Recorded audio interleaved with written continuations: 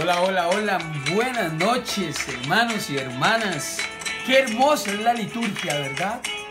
Dice el Sacrosanto Concilio, un regalo que nos dio el Vaticano II, que en la liturgia se glorifica a Dios y se santifica su pueblo.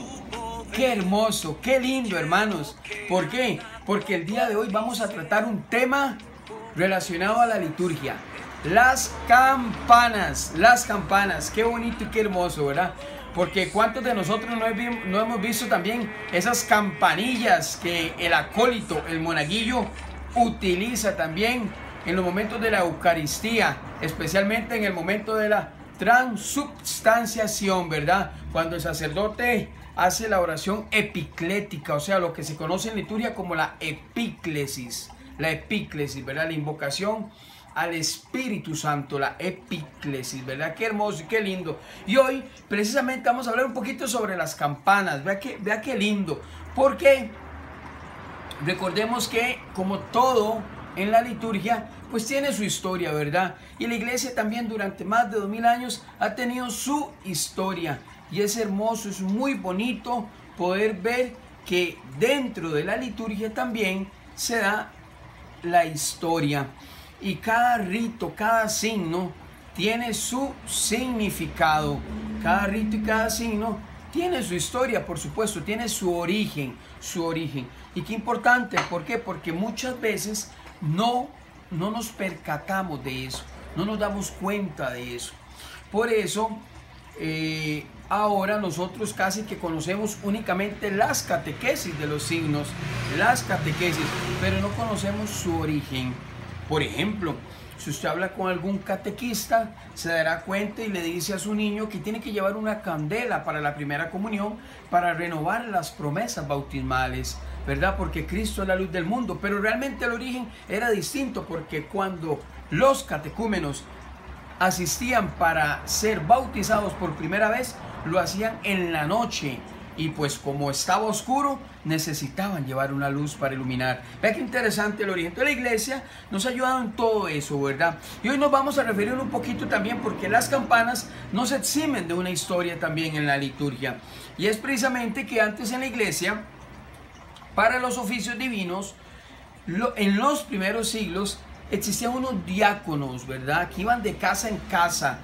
El término realmente no son diáconos, son cursores. Eran cursores, pues, que iban de casa en casa anunciando que venía una celebración. ¿Por qué antes se hacía así? Porque recordemos que surge la necesidad de hacerlo de esa forma, porque en los primeros siglos la iglesia era perseguida y no le permitían construir iglesias. Entonces, como no le permitían construir iglesias, no había una libertad en su culto. Entonces iban tocando de casa en casa anunciando que venía y que iba a haber la Eucaristía. Pero bendito Dios, ¿por qué? Porque aunque la iglesia había sido perseguida por el Imperio Romano, ya en el siglo VII comienza su uso de la campana propiamente, ¿verdad?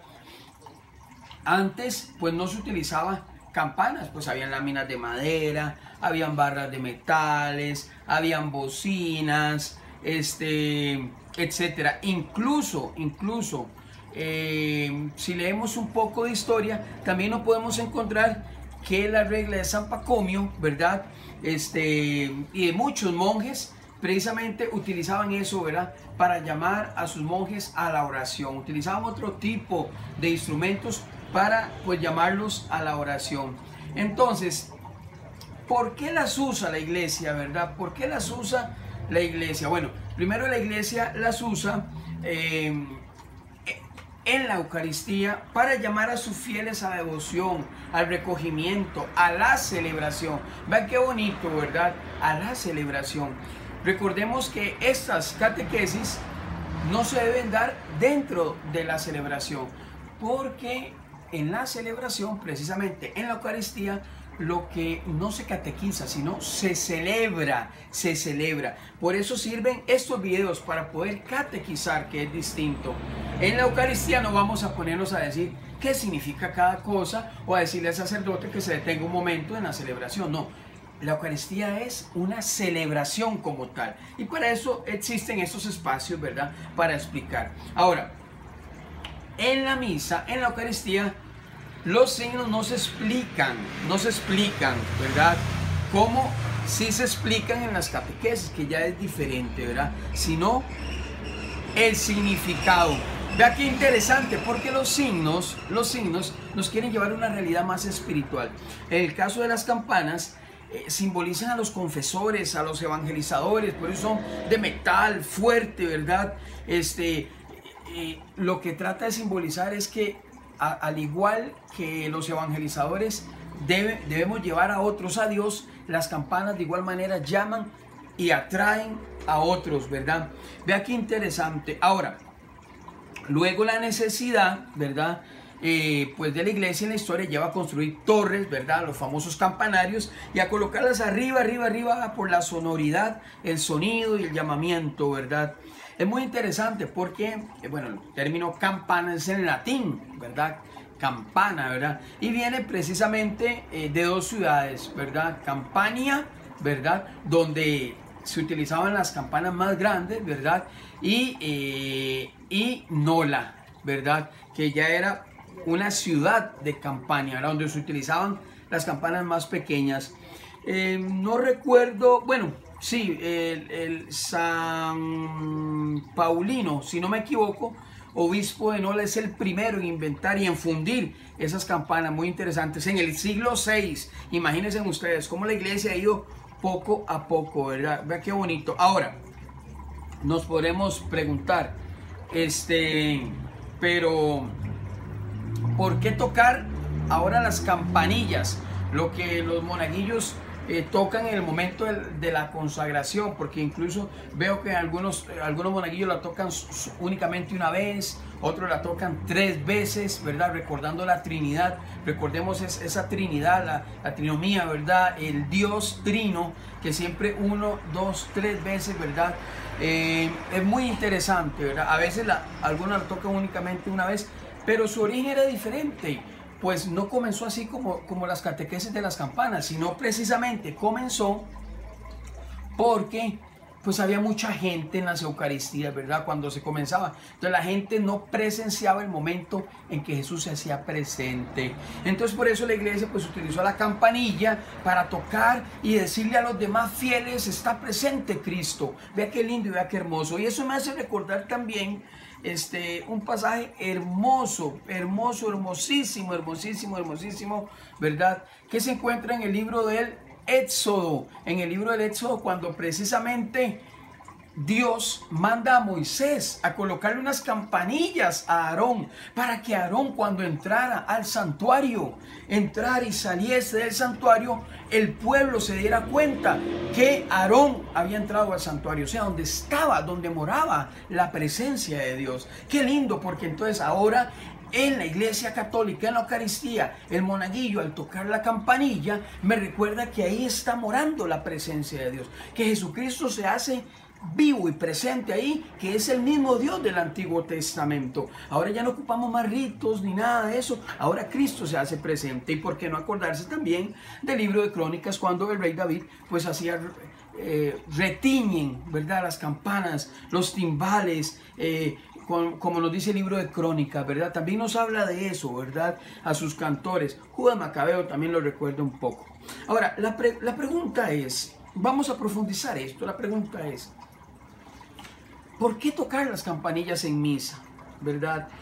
¿Será acaso que Jesús utilizó o le pidió a algún apóstol tocar alguna campanilla en la última cena? Extraordinario, ¿verdad? Nunca se han hecho esa pregunta. Bueno, pues eso es un tema un poco más de historia, de arqueología, etcétera, ¿verdad? Y los historiadores, podemos hablar de Flavio Josefo, por ejemplo, que muy poco data de eso, y otros. Pero lo más importante acá no es saber si Jesús tocó la campanilla o no, porque eso es un regalo que ya nos da la liturgia. Y como les digo, ya su uso se extiende hasta en el siglo X, primero con las abadías y luego ya hasta el siglo X, ¿verdad? Entonces, lo interesante de todo esto, ¿qué es? ¿Qué es lo interesante de todo esto? percatarnos y darnos cuenta de algo muy importante. ¿De qué? De que Jesús se hace presente,